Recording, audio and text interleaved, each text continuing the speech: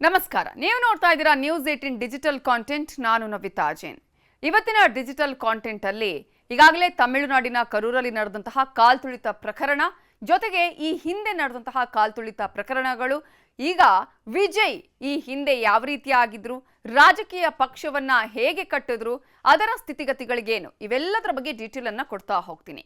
ತಮಿಳುನಾಡಿನ ಕರೂರಿನಲ್ಲಿ ನಡೆದ ಟಿವಿಕೆ ಪಕ್ಷದ ರ್ಯಾಲಿಯಲ್ಲಿ ಕಾಲ್ತುಳಿತ ಸಂಭವಿಸಿ 39ಕ್ಕೂ ಅಧಿಕ ಮಂದಿ ಸಾವನ್ನಪ್ಪಿದ್ದಾರೆ. 60ಕ್ಕೂ ಹೆಚ್ಚು ಮಂದಿ ಗಂಭೀರವಾಗಿ ಗಾಯಗೊಂಡಿದ್ದಾರೆ. ಇದರ ಪರಿಣಾಮ ವಿಜಯ್ ಅರೆಸ್ಟ್ ಆಗ್ತಾರಾ ಅನ್ನುವ ಪ್ರಶ್ನೆಯೂ ಉದ್ಭವಿಸಿದೆ. ಅದರ ಜೊತೆಗೆ ವಿಜಯ್ ದಳಪತಿಯವರೇ ಕೋರ್ಟ್ಗೆ ಇದೀಗ ಒಂದು ಅರ್ಜಿಯನ್ನು ಹಾಕಿದ್ದಾರೆ. ಇದನ್ನ ತನಿಖೆ ಮಾಡಬೇಕು, ಇದರ ಹಿಂದೆ ಪಿತೂರಿ ಇದೆ, ಷಡ್ಯಂತ್ರ ಇದೆ ಅನ್ನುವಂತಹ ವಿಚಾರವನ್ನು ಕೂಡ ಹೇಳಿಕೊಂಡಿದ್ದಾರೆ. ನಿರ್ಭೀತ, ನಿಷ್ಪಕ್ಷಪಾತ, ವಿಶ್ವಾಸಾರ್ಹ ಸುದ್ದಿಗಳಿಗೆ ಮತ್ತೊಂದು ಹೆಸರಾಗಿರೋ ನ್ಯೂಸ್ 18 ಕನ್ನಡ ಈಗ ಆಪ್ನಲ್ಲೂ ಲಭ್ಯ ಇದೆ. ದಯವಿಟ್ಟು ಇಲ್ಲಿರೋ QR ಕೋಡ್ ಅನ್ನ ಸ್ಕ್ಯಾನ್ ಮಾಡಿಕೊಂಡು ಆಪ್ ಡೌನ್ಲೋಡ್ ಮಾಡೋದಕ್ಕೆ ಮರಿಬೇಡಿ. ನಿಮ್ಮ ಬೆಂಬಲ ಹೀಗೆ ಸದಾ ನಮ್ಮೊಂದಿಗಿರಲಿ. ಧನ್ಯವಾದ.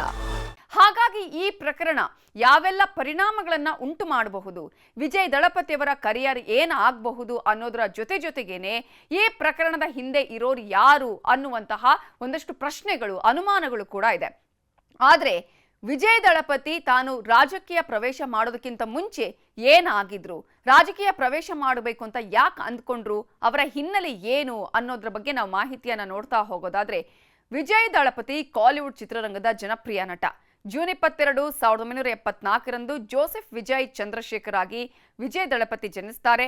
ಚಲನಚಿತ್ರ ನಿರ್ಮಾಪಕ S.A. ಚಂದ್ರಶೇಖರ್ ಹಾಗೆಯೇ ಹಿನ್ನೆಲೆ ಗಾಯಕಿ ಶೋಭಾ ಚಂದ್ರಶೇಖರ್ ಅವರ ಪುತ್ರ. 1984ರಲ್ಲಿ ವೆಟ್ರಿ ಸಿನಿಮಾದ ಮೂಲಕ ಬಾಲನಟರಾಗಿ ಚಿತ್ರರಂಗಕ್ಕೆ ಎಂಟ್ರಿ ಆಗುತ್ತೆ. ನಂತರ ರಜನಿಕಾಂತ್ ಅವರೊಂದಿಗೆ ಹಲವಾರು ಸಿನಿಮಾಗಳಲ್ಲಿ ನಟಿಸ್ತಾರೆ. ವಿಜಯ್ 1992ರಲ್ಲಿ ನಲೈಯ ತೀರ್ಪು ಚಿತ್ರದ ಮೂಲಕ ನಾಯಕನಾಗಿ ಪದಾರ್ಪಣೆ ಮಾಡ್ತಾರೆ. ಅದಾದ ನಂತರ ಸತತ 9 ಹಿಟ್ ಸಿನಿಮಾಗಳನ್ನು ಕೂಡ ವಿಜಯ್ ನೀಡ್ತಾರೆ. ಆ ಸಿನಿಮಾಗಳು 200 ಕೋಟಿ ರೂಪಾಯಿಗಳಿಗಿಂತ ಹೆಚ್ಚು ಹಣ ಗಳಿಸಿದೆ. ತಮಿಳು ಸಿನಿಮಾ ರಂಗದಲ್ಲಿ ಸೂಪರ್ ಸ್ಟಾರ್ ದಳಪತಿ ವಿಜಯ್ ಈಗ ರಾಜಕೀಯ ಕ್ಷೇತ್ರದಲ್ಲೂ ಪ್ರಾಬಲ್ಯ ಸಾಧಿಸ್ತಾ ಇದ್ದು, ಸುಮಾರು 30 ವರ್ಷಗಳ ಅದ್ಭುತ ಚಲನಚಿತ್ರ ವೃತ್ತಿ ಜೀವನ ನಡೆಸಿರೋ ವಿಜಯ್ ಭಾರತದ ಅತ್ಯಂತ ಶ್ರೀಮಂತ ನಟರಲ್ಲೂ ಕೂಡ ಒಬ್ಬರು.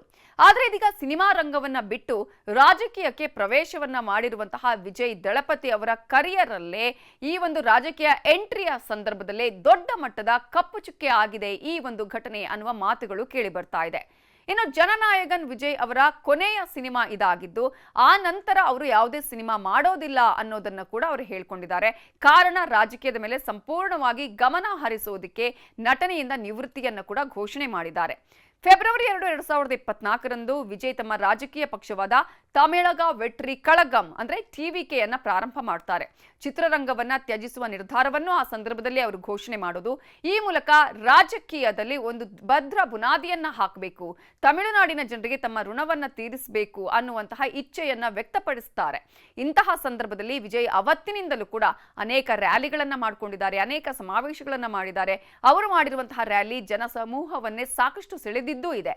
ಇದು ರಾಜ್ಯದಲ್ಲಿ ಅವರ ದೊಡ್ಡ ಅಭಿಮಾನಿ ಬಳಗವನ್ನು ಕೂಡ ಪ್ರತಿಬಿಂಬಿಸಿದೆ. ಆದರೆ ಇದೀಗ ಕರೂರಲ್ಲಿ ನಡೆದಂತಹ ಕಾಲ್ತುಳಿತ ಪ್ರಕರಣ ಅವರಿಗೆ ಒಂದು ದೊಡ್ಡ ಪೆಟ್ಟು ಅಂತಾನೆ ಹೇಳಬೇಕಾಗುತ್ತೆ. ರಾಜಕೀಯ ಸಭೆಗಳನ್ನು ನಿರ್ವಹಿಸುವ ಸವಾಲುಗಳನ್ನು ಕೂಡ ಈ ಮೂಲಕ ಅದು ಎತ್ತಿ ತೋರಿಸಿದೆ. ಕರೂರಲ್ಲಿ ವಿಜಯ್ ಅವರ ರ್ಯಾಲಿಗಾಗಿ ಟಿವಿಕೆಯಿಂದ ಸಕಲ ಸಿದ್ಧತೆ ಮಾಡಿದ್ರೂ ಕೂಡ ದುರದೃಷ್ಟವಶಾತ್ ನಿರೀಕ್ಷೆಗೂ ಮೀರಿದ ಜನ ಸೇರಿದ್ರಿಂದ ಈ ಕಾಲ್ತುಳಿತ ಉಂಟಾಗಿದೆ. ಸೊ ವಿಜಯ್ ಹಾಗೂ ಅವರ ಪಕ್ಷ ಟಿವಿಕೆ ಪಾಲಿಗೆ ಇದು ಅತ್ಯಂತ ಕರಾಳ ದಿನ ಆಗಿದ್ದು 39 ಜನ ಸಾವನ್ನಪ್ಪಿದ್ದಾರೆ. ಆ ಮೃತಪಟ್ಟಂತಹ ಕುಟುಂಬಕ್ಕೆ ತಲಾ 20 ಲಕ್ಷ ರೂಪಾಯಿ ಹಾಗೆಯೇ ಗಾಯಗೊಂಡವರಿಗೆ ತಲಾ 2 ಲಕ್ಷ ರೂಪಾಯಿಯನ್ನ ಪರಿಹಾರವನ್ನು ಕೂಡ ವಿಜಯ್ ಘೋಷಣೆ ಮಾಡಿದ್ದಾರೆ. ಇದು ಒಂದು ಕಡೆಯಾದ್ರೆ, ಮತ್ತೊಂದು ಕಡೆ ಈಗಾಗಲೇ ಕರೂರಲ್ಲಿ ನಡೆದಂತಹ ಈ ಕಾಲ್ತುಳಿತ ಪ್ರಕರಣದಲ್ಲಿ 39 ಮಂದಿ ಸಾವನ್ನಪ್ಪಿದ್ದಾರೆ. ಹಾಗಾದ್ರೆ 2024-25ರಲ್ಲಿ ನಡೆದಂತಹ ಪ್ರಮುಖ ಕಾಲ್ತುಳಿತ ಪ್ರಕರಣವನ್ನು ಗಮನಿಸ್ತಾ ಹೋಗೋದಾದ್ರೆ, ಜೂನ್ 4, 2025 ಬೆಂಗಳೂರಿನ ಚಿನ್ನಸ್ವಾಮಿ ಕ್ರೀಡಾಂಗಣದ ಬಳಿ RCB ವಿಜಯೋತ್ಸವದ ವೇಳೆ ಸಂಭವಿಸಿದ ಕಾಲ್ತುಳಿತದಲ್ಲಿ 11 ಜನ ಮೃತಪಟ್ಟು ಅನೇಕರು ಗಾಯಗೊಂಡಿದ್ದರು. ಮೇ 3, 2025ರಲ್ಲಿ ಉತ್ತರ ಗೋವಾದ ಶಿರ್ಗೋ ಗ್ರಾಮದ ದೇವಸ್ಥಾನದ ಉತ್ಸವ ಸಮಾರಂಭದಲ್ಲಿ ಸಂಭವಿಸಿದ ಕಾಲ್ತುಳಿತದಲ್ಲಿ 6 ಜನ ಮೃತಪಟ್ಟು 100ಕ್ಕೂ ಹೆಚ್ಚು ಮಂದಿ ಗಾಯಗೊಂಡಿದ್ದರು.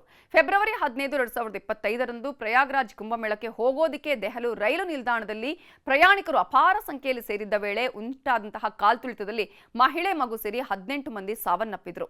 ಜನವರಿ 29, 2025ರ ಮಹಾಕುಂಭಮೇಳದಲ್ಲಿ ಅಮೃತ ಸ್ನಾನಕ್ಕಾಗಿ ಅಪಾರ ಸಂಖ್ಯೆಯಲ್ಲಿ ಜನ ಸೇರಿದ್ರು.